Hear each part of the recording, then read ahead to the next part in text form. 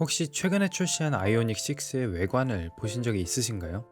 어떤 분들은 굉장히 잘 뽑혔다는 이야기를 하기도 하지만 그렇지 않다고 평가하시는 분들도 많습니다. 개인적으로 자동차 디자인 중에는 갓그랜저와 같이 네모네모한 차가 멋있다고 생각하지만 테슬라 전기차를 비롯한 요즘 출시되는 거의 대부분의 자동차는 더 이상 각진 부분을 찾을 수 없습니다.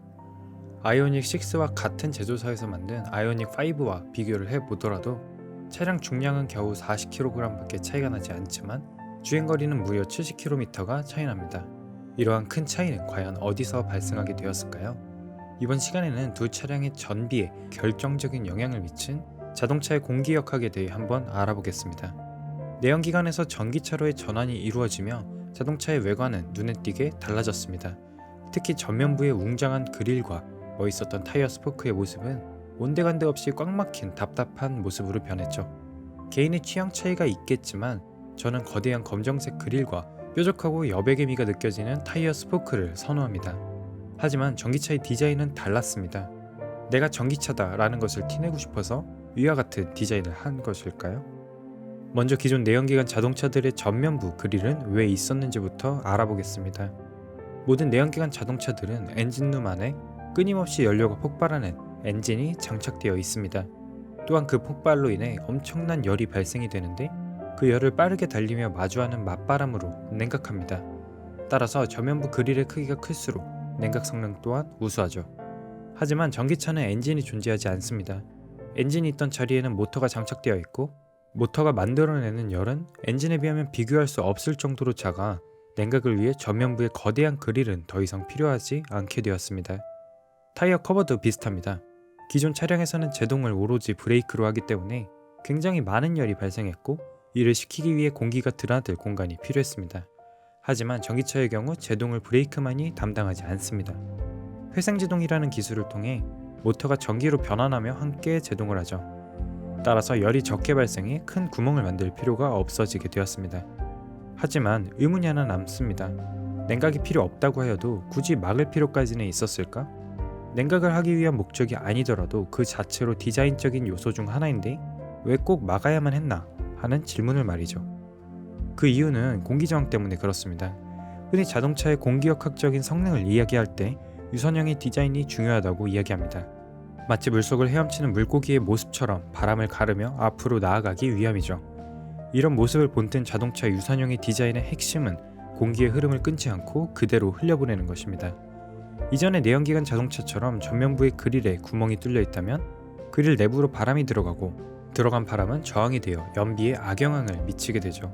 그런데 고작 공기가 얼마나 큰 저항을 만들어내길래 자동차에 대해 관심이 없는 사람들도 유선형 디자인이라는 단어를 알고 있는 것일까요? 우리가 일상생활에서 느끼는 공기 저항은 무시할 수 있을 만큼 작습니다.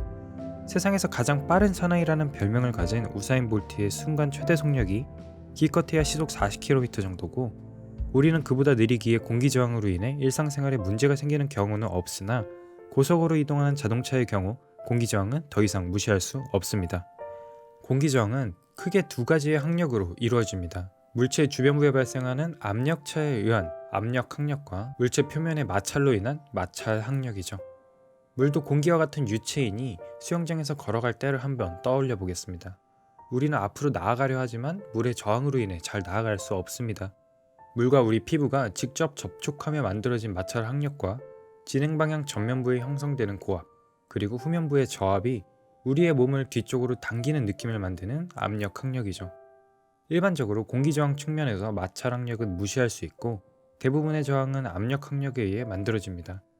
주행하는 자동차의 앞부분에 공기가 압축되어 뒤로 밀어내고 뒷부분의 공기가 희박해 당기며 만들어지죠. 근데 이 압력 저항은 속도가 빠를수록 더욱 급격하게 증가하게 됩니다. 일반적으로 속도의 제곱에 비례한다고 알려져 있는데 시속 100km로 달리는 자동차는 시속 50km로 달리는 자동차에 비해 4배의 힘이 더 들게 됩니다. 더 빠르게 달리면 달릴수록 이겨내야 하는 공기 저항이 커져 연료를 많이 소모하게 되죠. 따라서 공기역학의 중요성이 대두되기 시작한 2000년대부터 자동차의 디자인은 둥글둥글하게 획일화되고 있습니다. 또한 자동차를 구매할 때 소비자들이 가장 관심을 갖는 요소 중 하나인 연비를 향상시키기 위해 낮은 공기저항 계수, 일명 CD 값을 0.01이라도 낮추기 위한 연구원들의 노력이 한창 진행 중이죠. 일반적으로 SUV의 공기저항 계수는 약 0.35 정도이고 세단은 0.3 이하, 그리고 공기역학적으로 우수하다고 평가받는 차들은 약 0.25 이하의 값을 가지고 있습니다.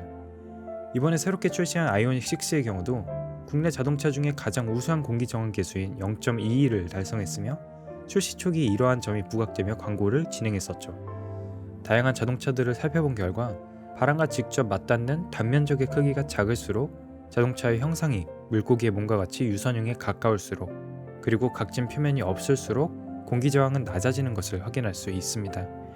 특히 해치백과 같은 자동차의 뒷유리가 급격하게 떨어지는 모델은 공기의 흐름이 끊겨 공기저항이 증가하게 됩니다. 이를 자동차의 풍동 실험으로 확인해 보겠습니다. 아이오닉 6에 비해 아이오닉 5는 바람이 차량의 후면부까지 이어지지 않고 끊기는 모습을 확인할 수 있는 반면, 아이오닉 6는 차체의 표면을 따라 공기가 안정적으로 이동하는 모습을 볼 수 있습니다. 이는 차량 후면의 저압부 면적 크기를 감소시켜 압력 항력을 작게 만들었고, 이러한 차이가 모여 같은 배터리 용량으로 최대 주행거리가 약 70km나 차이가 나게 되었습니다. 그렇다면 더 각진 모델은 어떨까요? 아이오닉 6가 아이오닉 5에 비해 상대적으로 우수할 뿐이지 아이오닉 5의 형상도 공기역학적으로 굉장히 우수한 편에 속합니다. 그러나 고속주행보다는 화물 운송을 메인으로 하는 트랙의 경우 각진 부분을 지날 때마다 공기의 흐름이 불안정한 것을 확인할 수 있죠.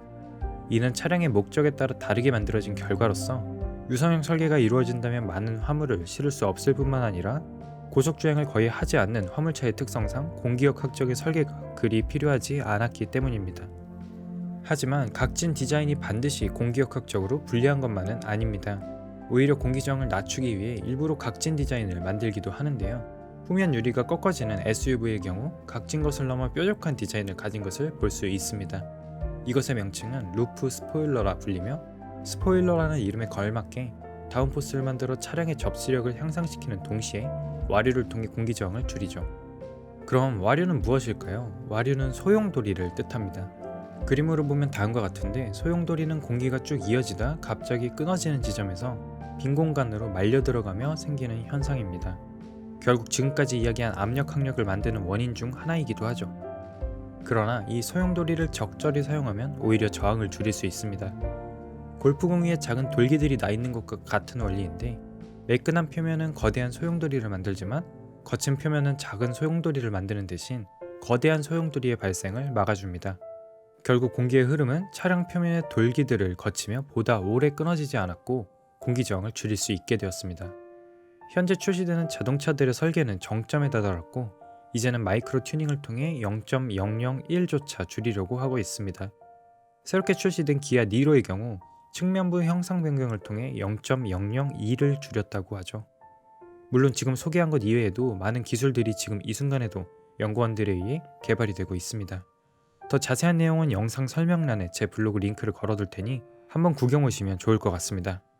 그럼 오늘 영상 여기까지입니다. 다음번엔 더욱 흥미로운 영상으로 다시 찾아뵙겠습니다. 감사합니다.